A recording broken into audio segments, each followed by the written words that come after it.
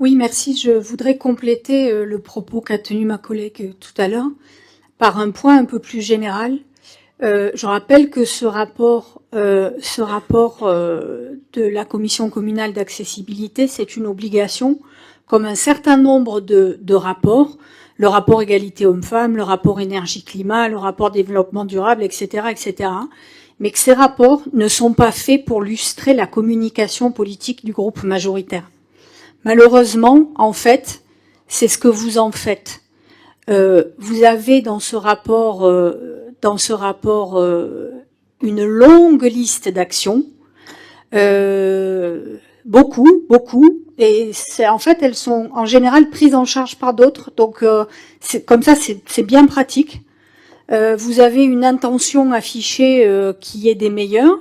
C'est magnifique, c'est très beau, mais en fait, vous n'avez pas le moindre début, comme d'habitude, comme dans les critiques que l'on vous fait dans tous ces rapports, le moindre début de chiffrage de vos actions.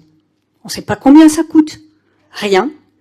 Vous n'avez pas le moindre début d'échéance. Tout à l'heure, vous disiez que grâce à la demande de Romain Gentil de 2022, vous aviez commencé à travailler sur l'accès au site internet de la ville pour les malvoyants. Nous sommes en 2024.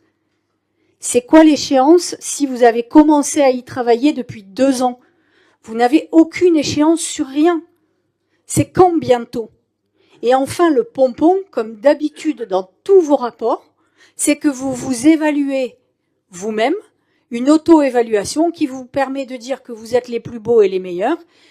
Franchement, vous êtes fantastique. Au fil des ans, au fil des rapports, on vous avance toujours la même critique. Et comme vous ne voulez jamais faire le bilan d'aucune de vos actions, vous noyez le poisson avec des magnifiques intentions sans qu'on puisse jamais évaluer avec des indicateurs, des chiffres et des échéances.